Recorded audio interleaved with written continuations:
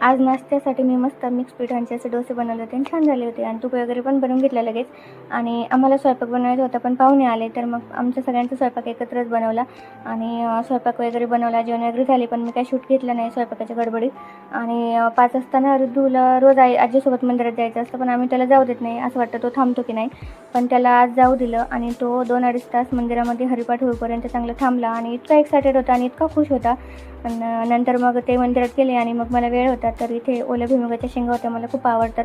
तर मग त्या मी भाजत होते तव्यावरती आणि ह्या चिंचा आहे ना त्या मला चिचुके फोडून आणि साफ वगैरे करून त्या उन्हामध्ये वाळवल्या होत्या 2-3 दिवस आणि त्या मला स्टोअर करून ठेवायच्या होत्या. तर मी त्यामध्ये मीठ मिक्स करून घेतलं चांगलं आणि मग मी त्या बरणीमध्ये भरून ठेवल्या. तर अशा मीठ टाकून बरणीमध्ये जर चिंचा भरून ठेवल्या ना तर त्याला कीड वगैरे लागत नाही आणि त्या खराबही होत नाहीत, काळ्या पण पडत नाहीत, वर्षभर त्या छान टिकतात. फ्रीजमध्ये न ठेवता वरती पण अशाच बरणीमध्ये आपण ठेवू शकतो. आणि सोबतच इथे शेंगा पण भाजायचं काम चालू होतं माझं. आणि मग मी त्या छान अशा बरणीमध्ये भरून ठेवल्या आणि वरून पण थोडंसं मीठ टाकून दिलं जे ताटात राहिलेलं होतं ते. तर माझी मम्मी असंच करते, तर चिंचा अजिबात खराब होत नाहीत आणि मी पण तसंच करते. तर चिंचा साठवण्यासाठी तुम्ही काय आयडिया करता ते कमेंट करून सांगा. व्हिडिओ आवडल्यास लाईक, शेअर आणि सबस्क्राईब करा.